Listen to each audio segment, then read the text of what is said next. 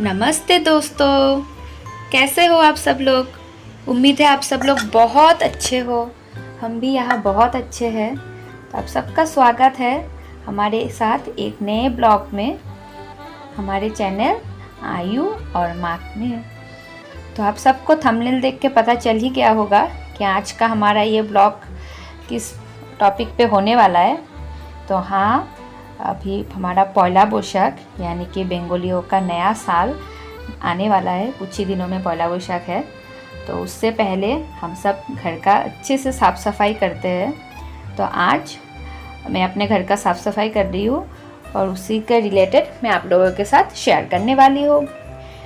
ऐसे घर का जो मतलब जाले वगैरह निकालना होता है ना, उसको निकालने के लिए कुछ स्पेसिफिक डे होता है। जैसे कि आप थर्सडे को नहीं कर सकते हैं, सैटरडे नहीं कर सकते हैं, ट्यूसडे नहीं कर सकते हैं। मेरे घर में संडे को नहीं कर सकते हैं क्योंकि मेरे हस्बैंड का बर्थडे है। मंडे को आयु का बर्थडे है। तो जा के मैं वेडनेसडे को मतलब ये सब कुछ काम करती हूँ।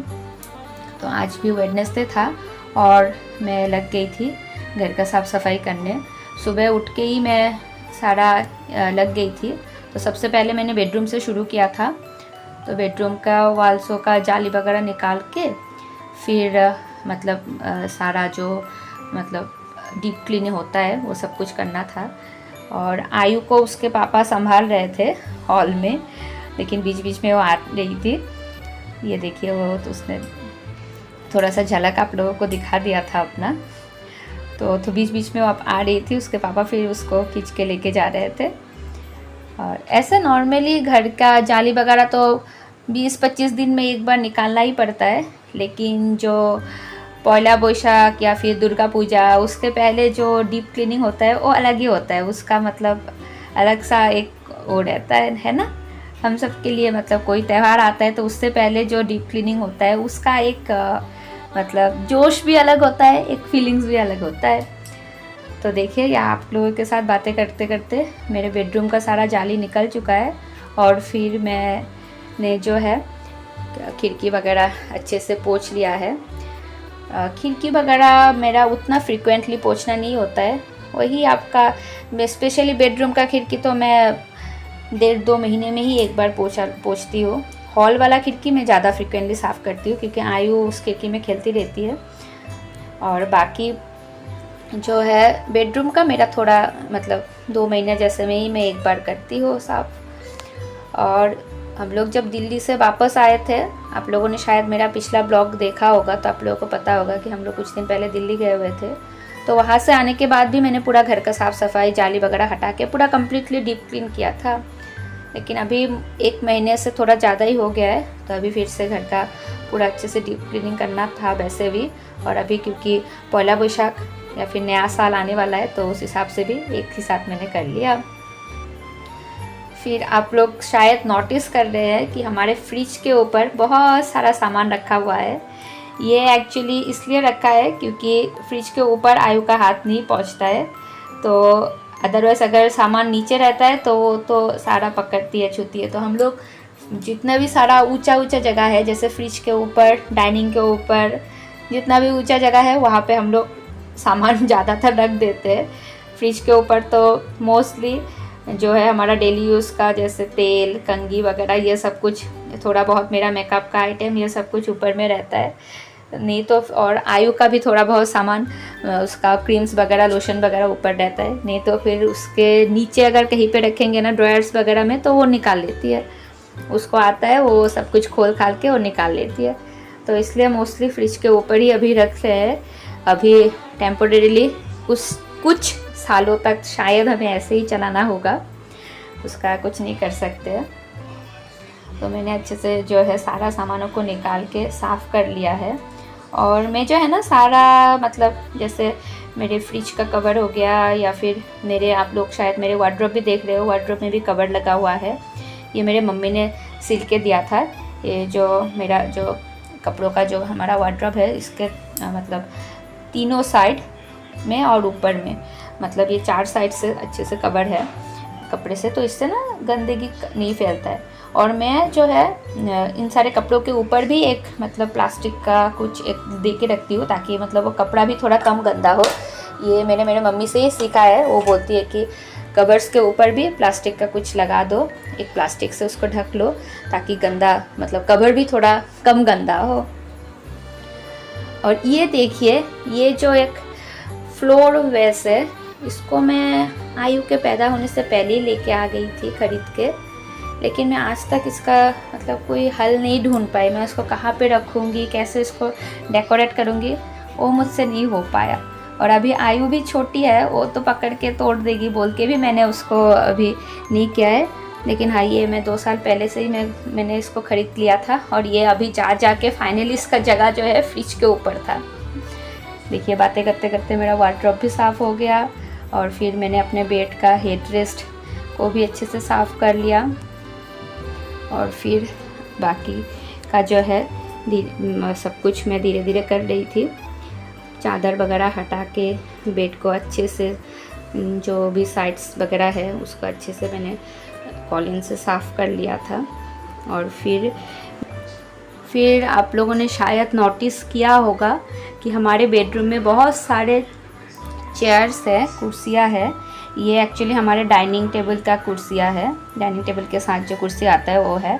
पर अभी हम लोग इसको बेडरूम में ही रख रहे हैं, क्योंकि डाइनिंग टेबल के साइड में अगर हम लोग कुर्सी लगा के रखते हैं तो आयु कुर्सी में चढ़ के फिर डाइनिंग टेबल में चढ़ जाती है। तो इसलिए जो है, ताकि वो चढ़ ना पाए डाइनिंग में, और अगर वो डाइनिंग में चढ़ गई तो बहुत सारा सामान इधर उधर हो जाएगा।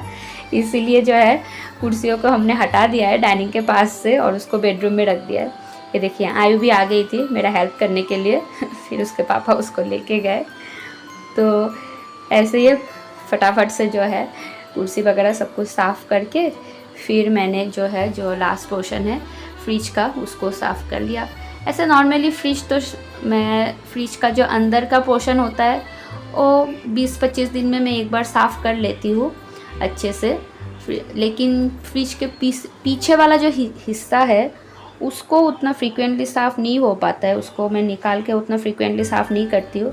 तो देखिए, काफ़ी ज़्यादा मतलब गंदा हो गया था फ्रिज के नीचे, और जो फ्लोर वाला हिस्सा है वहाँ पे काफ़ी ज़्यादा गंदा हो गया था, तो उसको भी सारा साफ़ किया।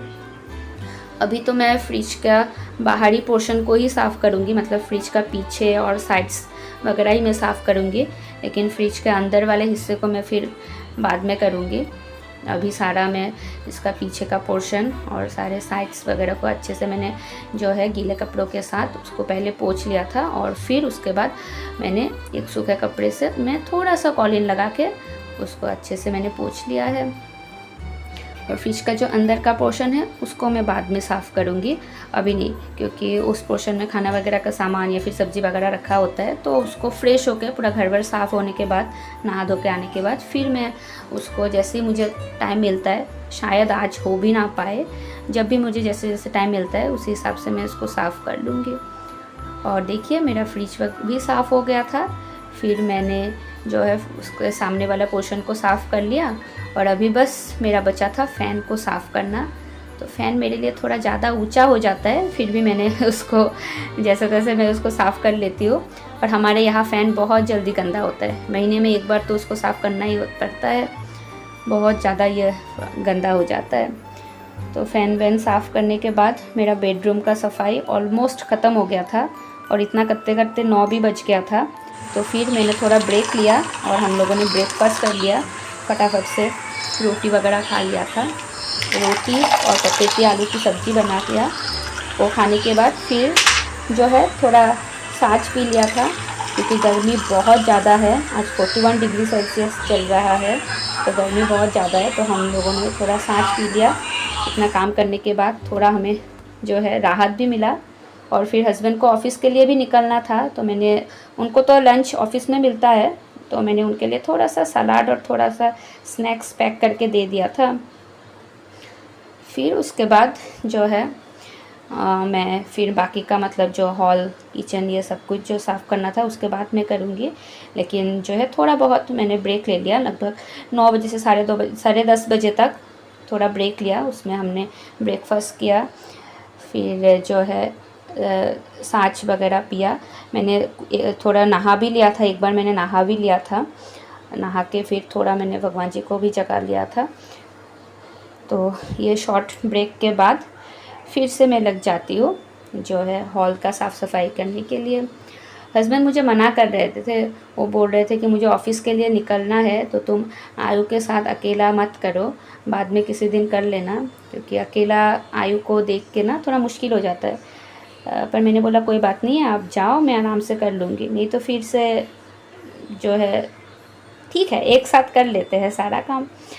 तो फिर अभी हस्बैंड रेडी हो रहे थे, 11 बज गया है, तो हस्बैंड रेडी हो रहे थे ऑफ़िस के लिए और आयु भी हस्बैंड के पास ही थे।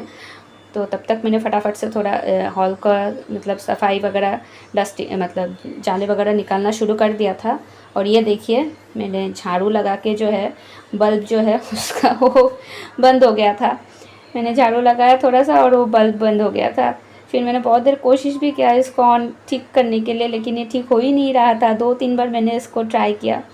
फिर बाद में जाके हस्बैंड आए और उन्होंने फिर हाथ लगा के इसको उन्होंने जो है फिर से वो चलने लगा। तो मैं इधर डस्टिंग वगैरह कर रही थी।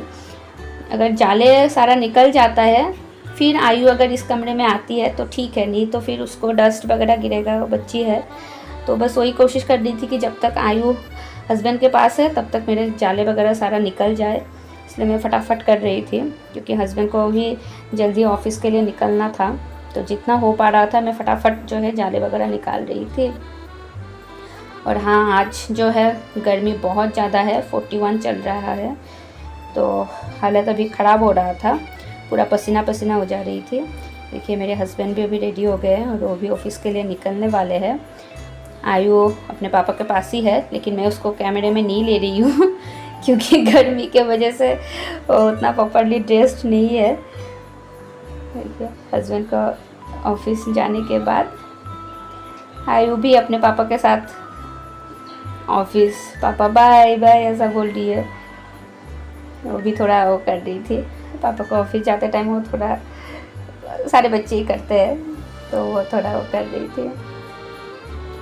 फिर हस्बैंड के जाने के बाद फिर मैं लग गई थी बाकी का काम ख़त्म करने में।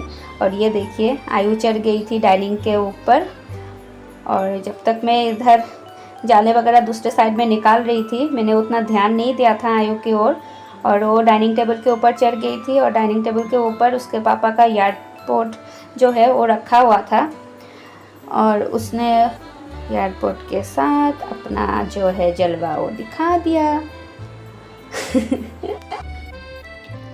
तो होपफुली ये एयरपोर्ट ठीक से काम करे। मैंने उसको फ़िक्स कर दिया था, जो ईयरबड्स निकल चुके थे उसको मैंने फ़िक्स कर दिया था, तो होपफुली ये काम करेगा। देखते हैं, बाद में मैं इसको ट्राई करके देखूँगी। और फिर मैं आ गई थी खिड़की वगैरह साफ़ करने के लिए। तो ये जो हॉल है, हॉल का खिड़की तो ये मोस्टली मैं कुछ मतलब हफ्ता 10 दिन में मैं साफ़ कर देती हूँ, क्योंकि आयु बहुत ज़्यादा टाइम इस खिड़की में रहती है। वो बाहर का जो पौधा वगैरह है या फिर बाहर वो देखती रहती है इस खिड़की में, वो करती रहती है, तो इसको साफ़ रखना होता है। इसको मतलब कुछ दिन बाद ही इसको मैं साफ़ करती रहती हूँ। तो इस खिड़की को साफ़ करके फिर जो है बाकी का जो आगे का था मैं वो कर रही थी, दरवाज़ा वगैरह सारा साफ़ कर रही थी। आप लोगों से बातें भी कर रही हूँ और इधर मेरा काम भी हो जा रहा है। कितने बजे की बात है ना? और तब तक आयु को मैंने टीवी ऑन करके दे दिया था कि वो थोड़ा देर टीवी देख ले और मैं फटाफट अपना काम ख़त्म कर लूँ। तो इधर मेरा काम ऑलमोस्ट हो गया था। मैंने फटाफट घर का पोछा लगाया और मतलब घर साफ़ सुथरा किया है, डीप क्लीन हुआ है, तो बहुत सारा कपड़े तो निकलना ही था धोने के लिए। फिर मैंने उनको धोने के लिए भी निकाल दिया था। और जो है मैं ना डायरेक्टली कपड़ों को वॉशिंग मशीन में नहीं डालती हूँ, मैं पहले उनको थोड़ा गर्म पानी में भिगो के अच्छे से सर्फ दे के उसको अच्छे से जो है पैरों से उसको वो मतलब आप देख रहे हो पाएंगे वैसे मैं करके उसको साफ़ कर लेती हूँ। हम लोग बोलते हैं कि उसको अच्छे से पैरों से साफ़ कर लेते हैं। और इस होल प्रोसेस में आयु मेरी हेल्पर है, और मेरी मम्मी भी ऐसे करती है। वो भी पहले कपड़ों को ऐसे भिगो के फिर वॉशिंग मशीन में डालती है। तो चलिए, उसके बाद फिर मैं नहा धो के आ गई थी। हम दोनों ने नहा लिया था और ये मेरा सबसे फेवरेट पार्ट है, नया चादर वगैरह बिछाना मुझे बहुत अच्छा लगता है। नया चादर बिछा के नया पिलो कवर्स वगैरह अच्छा लगता है। और फिर ये सब कुछ करके मैं चली गई थी पूजा करने के लिए। और पूजा होने के बाद फिर जो है हमारी, तब तक आयु को भी नींद आ गया था और वो सो गई थी मेरे साथ। तो पूजा करने के बाद ही फिर वो मतलब सो गई। और फिर मैंने जो जितना सारा कपड़ा था सारा मशीन में डाल दिया था, क्योंकि आयु जगी होती है तो मशीन चलाने में थोड़ा मुश्किल होता है, क्योंकि हमारा मशीन का जो प्लेस है, वॉशिंग मशीन का जो प्लेस है वो उतना प्रॉपर नहीं है। तो जब आयु सोती है उसके बाद ही हम लोग मशीन चलाते हैं। और भूख बहुत ज़्यादा लग गया था, दोपहर का 2 बजने वाला था, तो मैंने फटाफट से खाना खाया। और आयु क्योंकि वो सो रही थी तो मैं किचन का जो बाकी का काम था वो करने आ गई थी। ये एक बहुत बड़ा काम है, किचन कैबिनेट को साफ़ करना के करते टाइम अगर आयु रहती है तो वो ये पकड़ेगी वो पकड़ेगी, इस कंटेनर से ये निकाल देती है वो निकाल देती है, बहुत चेयर्स हो जाता है। तो आयु जब सोती है तभी ये काम कर सकते हैं। और तो अभी क्योंकि आयु सो रही थी तो मैंने फटाफट सोचा चलो अब इसको भी कर लेते हैं। तो मैं ना जो जैसे जैसे कंटेनर्स खाली होते जाते हैं मैं उनमें उसको धो के सुखा के फिर सामान डालती हूँ। तो इसलिए मेरा कंटेनर्स मोस्टली साफ़ ही रहता है। तो अभी मैं सारे कंटेनर्सों को बाहर से ही मतलब अच्छे से साफ़ कर रही थी, अंदर का सामान निकाल के मैं साफ़ नहीं कर रही थी, क्योंकि सारे कंटेनर साफ़ थे और कुछ दिन पहले ही इनको साफ़ किया था। वो तो करते रहना पड़ता है, नहीं तो फिर किचन में जो है थोड़ा एक चिकनाई आ जाता है, तो उसको मतलब महीने में एक बार कम से कम उसको तो साफ़ करते ही रहना पड़ता है। तो सारा कंटेनर्स वगैरह मैं साफ़ कर रही थी और आयु ने बहुत ज़्यादा मदद किया था, क्योंकि वो मतलब अच्छा खासा वो लगभग 3 घंटे के लिए वो सो गई थी। और इसी वजह से मेरा जो है सारा काम मतलब मेरे मशीन का कपड़ा भी धुल गया था, मैंने लंच भी आराम से कर लिया था और फिर मेरा किचन का भी क्लीनिंग हो गया था। मेरे साथ अब तक बने रहने के लिए आप सबका बहुत बहुत शुक्रिया। जल्दी